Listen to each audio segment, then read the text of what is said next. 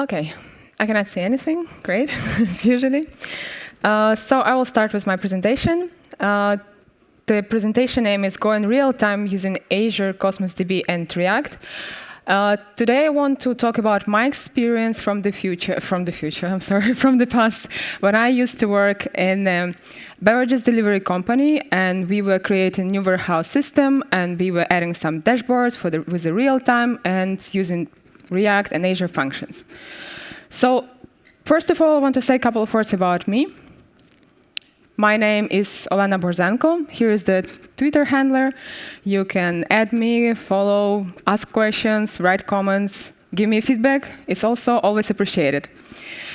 I am originally from Ukraine. I live currently in Berlin for the last 4 years, and I work in the company called Spirit. It's a consulting company. And since last week, I received an MVP award. I forgot to add it to slides, but it doesn't really matter. So back to the project. Just a couple of words about what is the warehouse, how it works, just so we understand what are we actually talking about. In every warehouse, when the business wants to sell products, sell some items, services, doesn't really matter, we have some movements are happening, the physical movements of our product from one location to another. So the movements, they drive all the physical processes in the warehouse, and they're important for us because we can build any kind of use cases, any kind of information for our use cases based on the same set of data. So what is important for us to know is that we have a right amount of articles in the stock. For example, when user coming on a website, he wants to see if he can buy 10 bottles of water or if he can buy a bottle of wine, if it's still there. And also if our stock is in the right place. So what it means in the right place? It means if it's just arrived in a warehouse or it's already available for picking. If it's already was moved from the storage locations to the picking section, maybe it's already in the process of packing. So we want to know where exactly our items are. So this is basically a main point and baseline for any warehouse system when we start to develop it. That's the base use cases. So the scenario we had when we were creating warehouse system, that was we want to keep track of movements, we want to be able to know the stock information, and we want to be able to say where are our articles. So we came up with a very simple, I would say, very simple architecture, where we would use Azure Functions. Every time when the article got scanned in the warehouse by the employee, we will call the Azure function to log this movement event, to write it in the data, in the database. And for database, we decided to use Cosmos DB. For us, it made sense because we had a really big amount of data was writing in the database. It's high load, high write operations, and we needed at the same time also to be able to read really fast, and also the amount of operation is pretty big. So with the Azure Cosmos DB and the change feed, we could have subscribed on a specific container and have some triggers, and every time when there is a movement created, we can react on this change, and we can generate the stock information, we can log the location of the articles and do any other basically use cases what we need. So the first one was the update of state of warehouse, and the second one is to calculate the stock. So we had 2 more functions that were triggers on the same movement containers, and they were we used for this, of course, the Cosmos DB bindings, and we were regenerating, recalculating our data and writing it back to Cosmos DB. So why we used this approach? Because it was quite flexible for us. The same Azure Functions, the same Azure Cosmos DB, but just moving the bricks all around, and we could have covered all the use cases we needed, and it was the development time was also quite fast.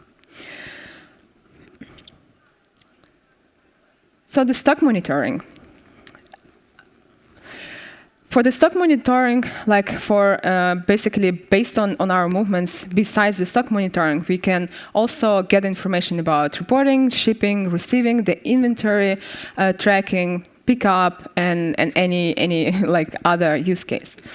So when we had already calculated stock and we brought it back to Azure Cosmos DB, the next scenario what we wanted to cover, we wanted to using another Azure function, basically populate all those events to a SignalR service.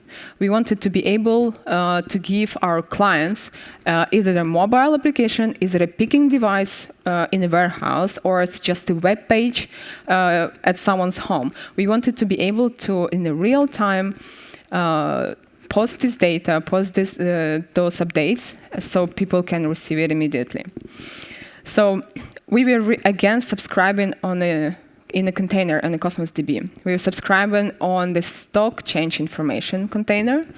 And every time when the change was happening, what we were doing, we were just taking the information, creating a specific message for it, and publishing this message to the Azure SignalR. So afterwards, our clients were able to receive the data. They were subscribing to the specific events, of course, receiving the stream of data, observable stream of data, and getting the specific messages from it on a specific event. So because our team was pretty new in Azure, and that was our first experience with Cosmos DB, it was first experience with Azure Functions, it was very important for us to maintain the simplicity of our development. So all those bricks like Azure Function, again the Azure Function, at some point it became like, oh, okay, this is not new anymore. So we had a simplicity. Simplicity was introduced for us together with all the Azure services. We could reuse the knowledge we already knew, and the team was growing, and basically the functionality was growing also pretty fast. So this is basically the first version of architecture, just I would say POC of what we wanted to achieve for the warehouse system in the first version. So now going just a few words in the technical details about Azure Cosmos DB. I cannot really see anyone, but maybe anyone worked with the Cosmos DB before? Can you raise the hand? Maybe I'll see it. Oh, I see one hand. Cool. Maybe there's more, but I can see only one. So okay, then I will say a couple of words about actually what is Cosmos DB, what is Azure Cosmos DB, why we decided to use it, why it was great for us, and so on. So the first thing is what was for us beneficial. Azure Cosmos DB, it's a globally distributed, massively scalable, document-based database, but they have different APIs, and they have core API, core SQL, SQL API as a core. Every time when you create an account, by default, it will be SQL API. It means that you can work, but you shouldn't, but you can work with the Azure Cosmos DB in the same way as you do work with a normal relational database using SQL. You can do selectors, you can do queries, you can do what you got used to, but this is not how it should work with Azure Cosmos DB, but it means that the learning curve is a bit easier. It's easier to start, then make mistakes, and then learn on those mistakes. So the second thing what was for us great is the change feed. Change feed is basically a log of all events, all the changes that are happening. Every time the document was added, the document was updated, this change will be stored as a separate document in the change feed. And this is not something we can turn off, we can manage or something. This is manageable fully by Azure Cosmos DB. And it's just available for us. Available for many different scenarios. First of all, it's event sourcing out of the box. So because we have the storage of all the events that happened, we cannot edit them, we cannot delete them. So they are there. It's a whole history. And based on those events, we can easily get all this information from change feed. There is 3 different ways how to get the information. The first way is the most complicated, is the pulling the data. It's basically you have to subscribe to a change feed. You have to provide the all the information, how you partition, how you extract the data, all the exception handling, everything. But this pool model is very suitable for one-time data migration. If you want to extract all the data, move it somewhere, or do something with this, this would be a way to go. The second way will be using change feed and subscribing to the with the triggers, creating change feed processor, your custom one. This is much easier. But still, you have to take care of deployment, some exception handling, and so on. But the only thing you have to do is basically specify what container you want to listen to, the connection to the database, and basically that's all. The last way we will see later on in demo, it's Azure Functions. This is the same principle as before. It's a push model, so whatever change is happening will be pushed to us. But the Azure is taking care of all the management thing so we just need to publish in Azure our source code, and that's all. So beside this, Azure Cosmos DB has an integration with another Azure services. And as I already said, we can use Azure Functions. So for event computing and notification, we can also use the stream processing with Apache Spark, for example, or Hadoop. For us was as any warehouse system, for example, or any business selling any products, sometimes it's important to know some kind of statistic or maybe a recommendation. And Azure Cosmos DB can do that kind of calculations, real-time calculations, but with Apache Spark, for example, where they can connect to the Azure Cosmos DB node in the background, under the hood, and give you all those high-performance calculations in a real-time, basically. And it's super easy, like in a few clicks, you can connect them. And it will be cheaper. You can do the same with Azure Cosmos DB, but it will be just cheaper. And for stream processing, of course, it would be a great way to go. And as well, the data movement, zero downtime. Basically, you can move it to the cold storage, to table, or to blob storage, or another Azure Cosmos DB if you want. So that's basically the benefits we saw for us as well, because it's always from the management side as well. What if we will decide to move away from Azure Cosmos DB and we will decide to use different database? Well, here we go. All the cases basically are covered. And to the function app as well, a few words, not to stretch too much. The function app is a unit of deployment and development and can have many functions. So one function app, we go on Azure and we create a function app. Then we can add few functions to it. The functions can have different triggers and can have bindings. Binding can be output and input. So the triggers itself, we will use HTTP trigger and we will use Cosmos DB trigger. HTTP trigger will be for creating a movement. Cosmos DB trigger will be when the movement is created, we will use this trigger to create the stock information. Or the movements, generate the location of the articles. So every trigger can have, every function can have only one trigger. However, for bindings, it's not the case. You can have multiple bindings per function and combine them in the way you want. So we will use, in our case, a Cosmos DB binding and SignalR binding. We can use Cosmos DB binding, for example, if we want, before our function started executing, like on the start, we want to pull some data from the container, or we want to do a point read. We can use the Cosmos DB binding and get this data on the start of the function, then process this data, and for example, in the end of the function, we can also use output binding, and this data will be saved automatically back to Azure Cosmos DB without any need to have a client, use SDK, and do like a lot of manipulation with this. So just also a quick look on the code. This is what I already said. We're gonna use different triggers, different bindings. We will have a bit of a look again in the code a bit later, but just to have a bigger picture. So we have a trigger that is combined with the Cosmos DB binding.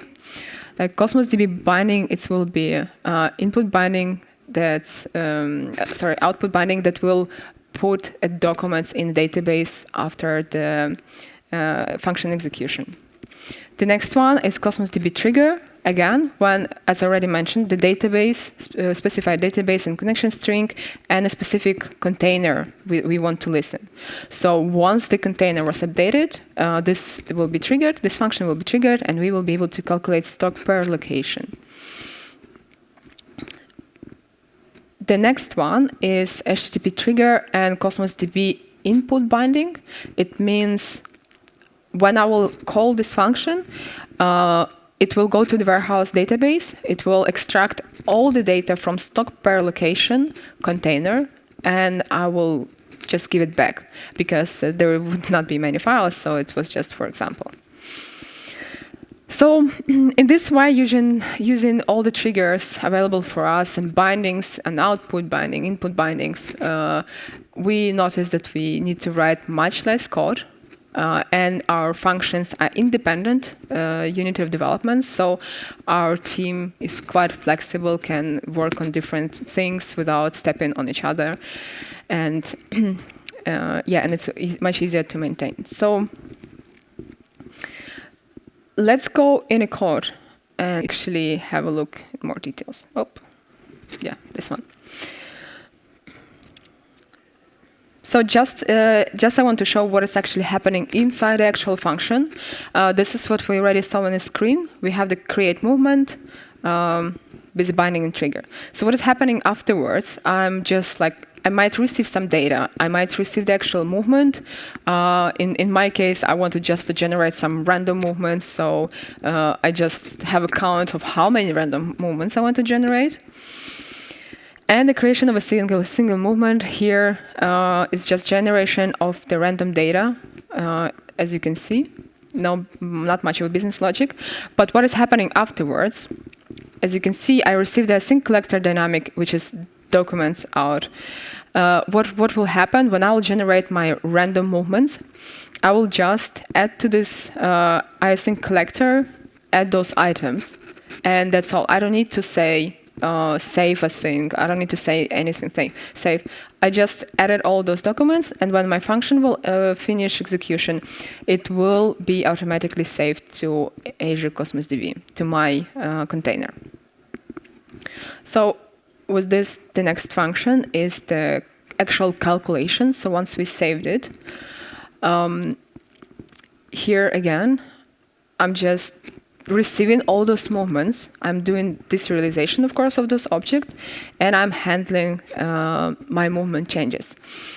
In this case, I have, of course, some functions that are making some groupings, some calculations, some changes in my data. So a lot of code, basically just for selectors and groupings of it.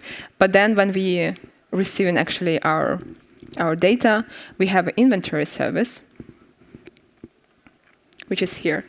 And that's how we will put our data back. I can use, again, output binding, and I, again, can save it.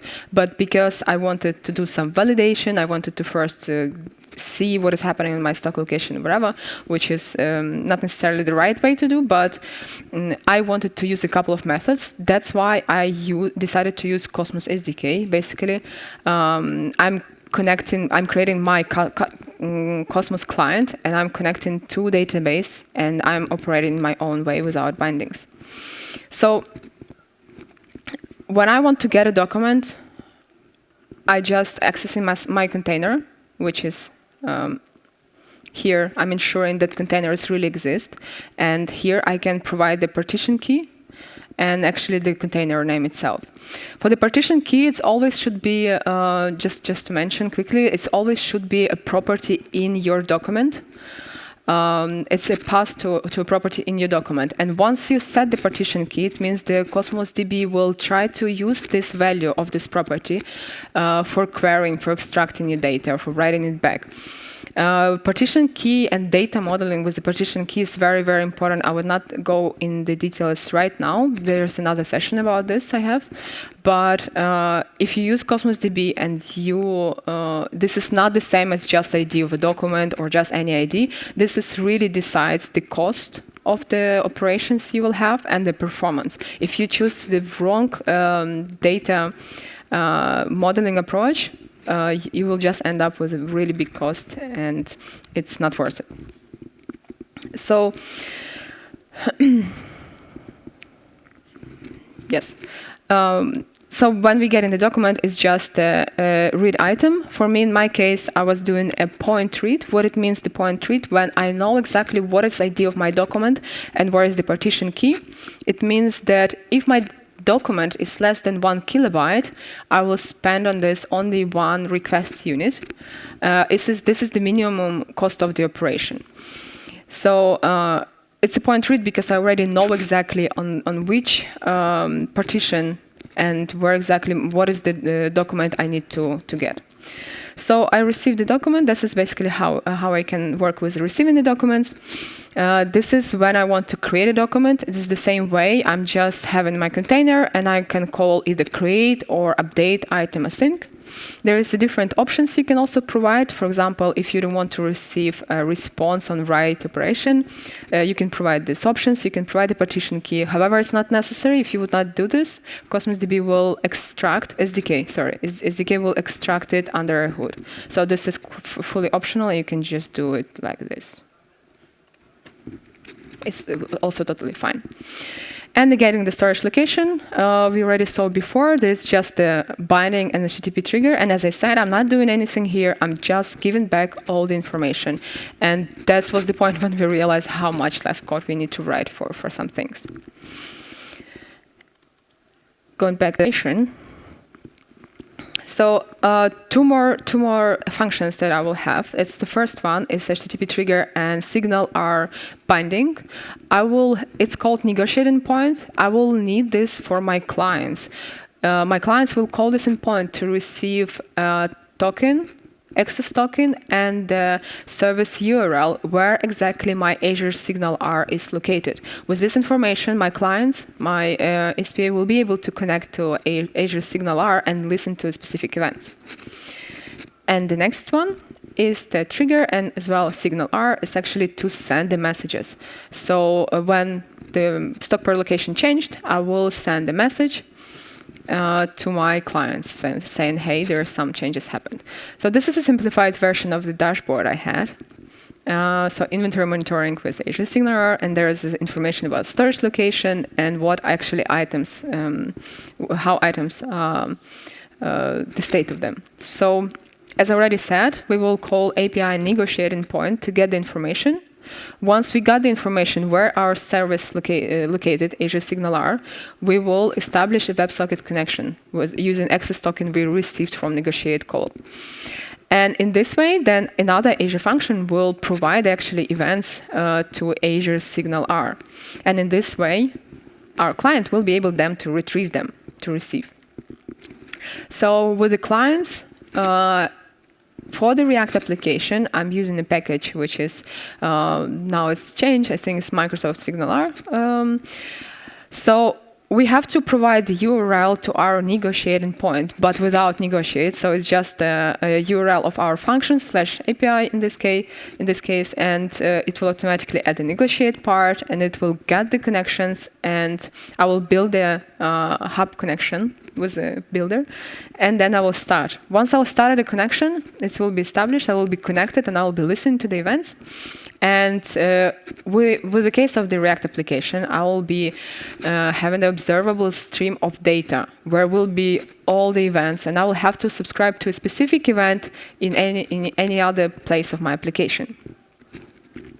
So usually, normally I was using the React with Mobix state tree. And again, not to spend too much time, I will just say a couple of words why Mobix I found quite comfortable using with Azure Functions, with Cosmos DB, and basically what we were doing. So MST provides centralized store for my data, and it means that my data is one place, and I can reuse it, recall it from any other place of my application. It means that it's normalized, basically. And my data is mutable, but it can be only mutated in actions, so it's kind of protected. I cannot just go on a component in my React component, just say, like, my moments empty array, and it will be gone. No, it will be protected, like encapsulated, basically. And MST has also built-in support for referencing. So as I already said, to normalize your data across the whole application, we can reference a specific store. And for example, if you have a user information, we just need to call it once, and it will be stored for the whole application for the whole time of our work. So another demo. We show the code of the client. As I already mentioned, that's how the Mobix store looks like. So we have my store called socket, and I have actions. This is exactly the place where any of my data, which will be described in the model section, can be mutated. But in this case, as a socket, I just providing some functions rather than data changes. So I don't really need it. But in this case, my store will be able to connect to a socket with, as I already explained, with using Hub Connector Builder, getting the connection, starting the connection, and then to receive actually the stream, and we'll be able to connect on this stream to a specific event, to listen to the event. This is how it's happening. So it's an observable stream of data. That's basically, I will go now to Azure portal, and I'll just show a couple of things about how actually, how the database looks, how the functions looks, just to save some time. So first of all, this is Azure Cosmos DB, and we have our warehouse database. We have different containers. I already have few items just to try it out, and I have the stock per location items as well. They were just generated once I added one movement. I will just add manually one more file just to show that a trigger that we have on the movements will work, and it will send the stock per location, will update stock per location information. I'll do this manually.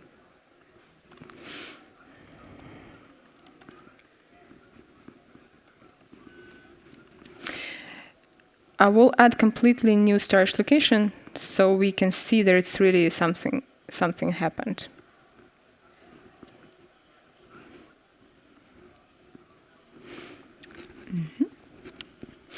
So now we can see once it's saved, the document was added to Cosmos DB, and it was those properties that were added. It's absolutely like Cosmos DB managed them. If we will go to stock per location items, and I will refresh the container, we will see that we have more items that are added. Why it's happening? Because my Azure function up with the functions that I showed before already is up and running.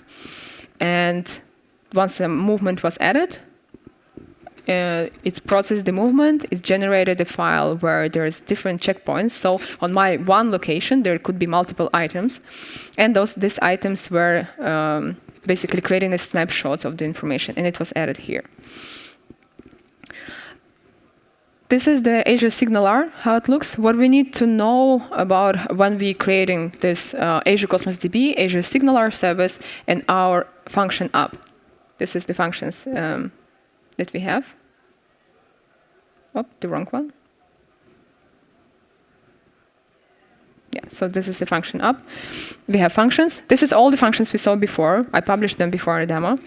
So what we need to remember, to make all those three things work together, we need first of all to go, if we want to have a client, like for example, a REST application that will connect to, will be able to call the negotiating point, we have to configure our cores.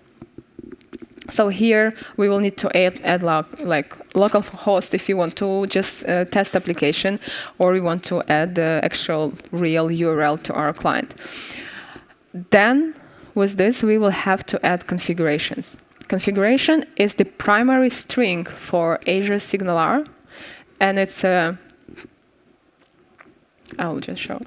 And it's as well primary key, primary string for the Azure Cosmos DB. So as you can see, Azure SignalR connection string and Cosmos DB connection. Both of them we can find in keys here and here as well. So this is what you need to do to make those three components work together. And I think that I will wrap it up right now because it's now we're running out of time. And just last few points as a summary. So with Azure Functions, we were writing less code, and we were able to concentrate on the business logic we had.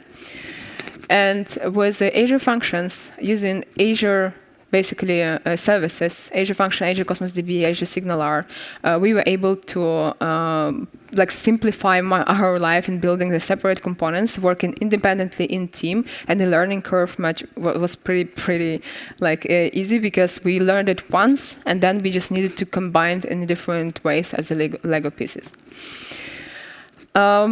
Usually I do run the code and I show much more demo, but because we're running out of time and I will just give a bit of a time on questions if there's any, I will wrap the session. But if anyone wants to see a source code or want to run it or want to do more with this example, it's all on GitHub. You can write me either on Twitter or wherever, and I can provide the GitHub source code, or I can just send the link then to organizers. So thank you very much for listening for now. I wish you the great rest of the conference and hope it was helpful and interesting for you. Thank you.